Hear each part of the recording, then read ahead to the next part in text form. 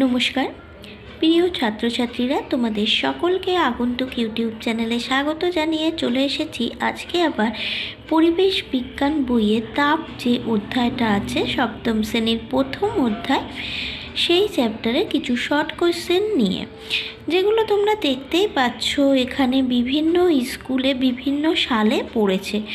তো সেগুলো তোমরাও ভালো করে মুখস্থ করে রেখো। এগুলো তোমাদের টেক্সট বইয়ের বিভিন্ন পেজের থেকে কালেক্ট করে এখানে এক জায়গায় করে দেওয়া হয়েছে। তো আশা করি যদি তোমরা এই শর্ট কোশ্চেনগুলো ভালো করে করো, এর থেকে পরীক্ষার জন্য অনেক প্রশ্ন কমন পাবে। ঠিক আছে, তো চলে আসি তাপ অধ্যায় থেকে প্রশ্ন উত্তরের আলোচনায়।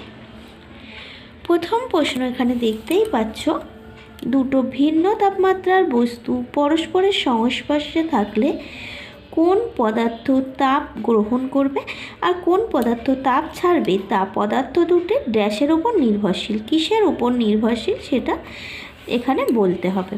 তো চলে আসি, ওর উত্তরটা কি হবে এই প্রশ্নের? এর উত্তরটা হবে উষ্ণতা। এরপরে 2 নম্বরের প্রশ্নে কি বলছে? অবস্থান্তরের সময় বস্তুর ড্যাশ তাপের কোন পরিবর্তন হয় না। অবস্থান্তরের সময় বস্তুর ড্যাশ তাপের কোনো পরিবর্তন হয় না। তাহলে কী তাপ হবে? উত্তর বোধগম্য তাপ। ঠিক আছে,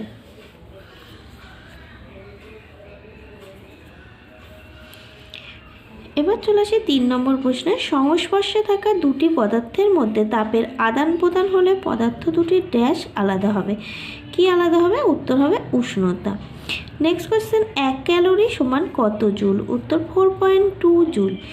নেক্সট, ফারেনহাইটের থার্মোমিটারের নিম্ন স্থিরাঙ্ক সমান কত ডিগ্রি ফারেনহাইট? ফারেনহাইট থার্মোমিটারের নিম্ন স্থিরাঙ্ক 32 ডিগ্রি ফারেনহাইট। এবার চলে আসি, কোনো বস্তু কর্তৃক গৃহীত বা বর্জিত তাপের পরিমাণ মাপা হয় ড্যাশ যন্ত্রের সাহায্যে।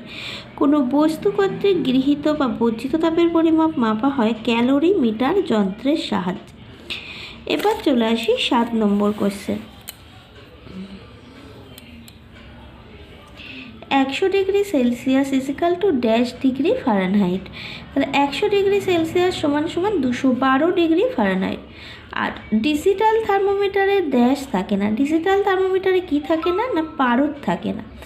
নেক্সট কোশ্চেন, ডাক্তারি থার্মোমিটারে ড্যাশ স্কেল অনুসারে দাগ কাটা থাকে। ডাক্তারি থার্মোমিটারে ফারেনহাইট স্কেল অনুসারে দাগ কাটা থাকে। এই কোশ্চেনটাও দেখতে পাচ্ছ, রানাঘাট পিসি হাই স্কুলে 15 সালে পড়েছিল।